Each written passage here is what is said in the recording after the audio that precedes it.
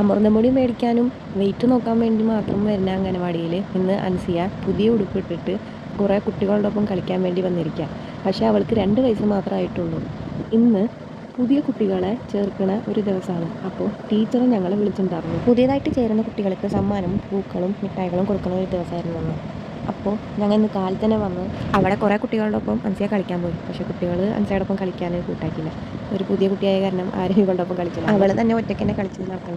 കുറച്ച് നേരം കഴിഞ്ഞപ്പോൾ കുട്ടികൾക്ക് സമ്മാനങ്ങളും പൂക്കളും കൊടുക്കാൻ തുടങ്ങി. പിന്നെ കൂട്ടത്തിൽ മിഠായും ബിസ്ക്കറ്റുകളും എല്ലാവർക്കും കൊടുക്കാൻ തുടങ്ങി. അതിൽ അൻസിയാക്ക് ഒരു ബിസ്ക്കറ്റ് കിട്ടി. മൂപ്പര് ക്രീമുള്ള ബിസ്ക്കറ്റ് ആദ്യമായിട്ട് കാണുന്നതും തിന്നുന്നതും അതിൻ്റെ എക്സൈറ്റ്മെൻറ്റിലായിരുന്നു. നല്ല മധുരമുള്ള സാധനമല്ല. അതെല്ലാം കഴിഞ്ഞപ്പോൾ ഞങ്ങൾ അവിടെ നിന്ന് ഇറങ്ങി. റോട്ടിൽ താറാവുട്ടിനെ പോലെയാണ് ഓടുണ്ടായിരുന്നത്.